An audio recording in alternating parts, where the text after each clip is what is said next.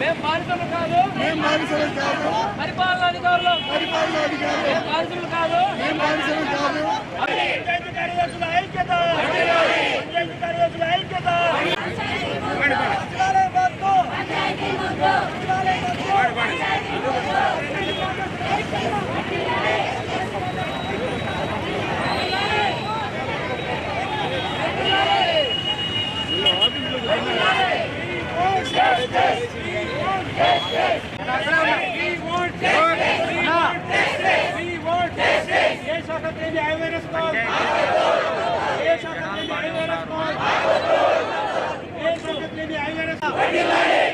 ये शाखा क्लेनी आई वायरस कॉल, ये शाखा क्लेनी आई वायरस कॉल, ये शाखा क्लेनी आई वायरस कॉल. पंचायती कार्यदर्शुల ఐక్యత, పంచాయతీ కార్యదర్శుల ఐక్యత. We want justice, we want justice, we want justice, we want justice, we want. शाखा क्लेनी आई वायरस कॉल, ये शाखा क्लेनी आई वायरस कॉल, ये शाखा क्लेनी आई virus call. We want justice, we want justice, we want justice. Panchayat కార్యదర్శుల ఐక్యత, పంచాయతీ కార్యదర్శుల ఐక్యత. We want justice, we want justice. Panchayat కార్యదర్శుల పరిహారం తగ్గించాలి, పంచాయతీ కార్యదర్శుల పరిహారం తగ్గించాలి, పరిహారం తగ్గించాలి.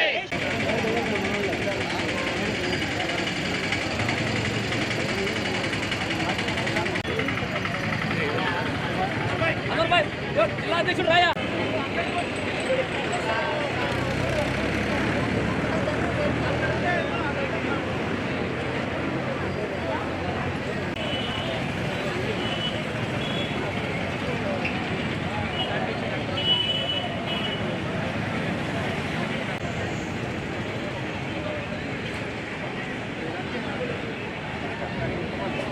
ఉన్నటువంటి సమస్యలకు మేము కలెక్టర్ గారికి విన్నవించడానికి వచ్చినాము.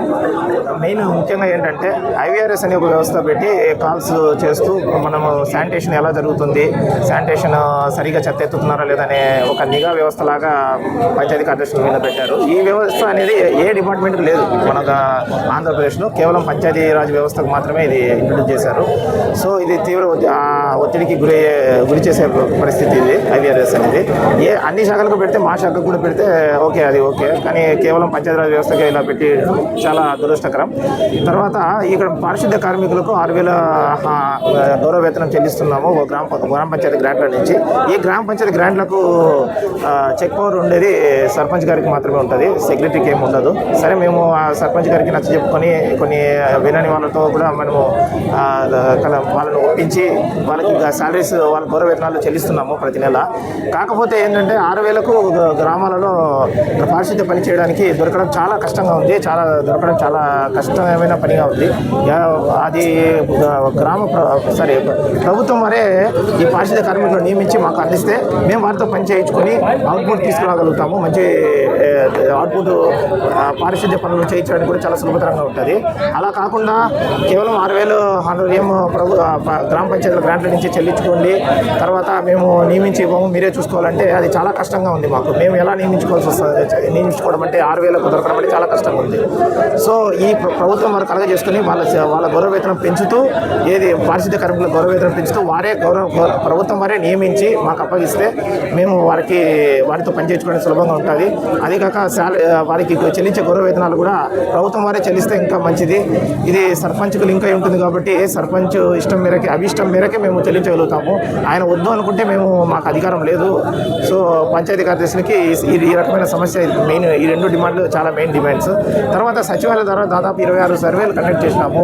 ఇవన్నిటికీ కూడా మేము డీడీఓలుగా ఉన్నాము, గ్రామ పంచాయతీ కార్యదర్శులు మాత్రము.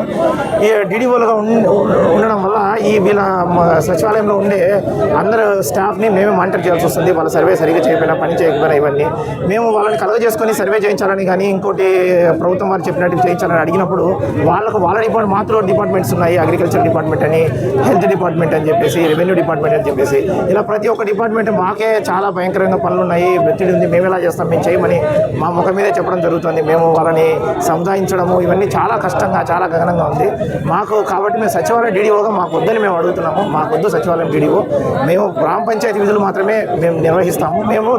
మేము రిక్రూట్ అయింది కూడా గ్రామ పంచాయతీ విధులు నిర్వహించడం కోసమే. మేము అవి మాత్రమే నిర్వహిస్తాం, కానీ సచివాలయం డీడీఓ సచివాలయం పనులు చేయము. మాకు అది ఇష్టం లేదు. మాకు ప్రభుత్వ పెద్దలు దీన్ని తొలగించాల్సిందిగా, డీడీఓలుగా మమ్మల్ని తొలగించాల్సిందిగా వేడుకుంటున్నాము.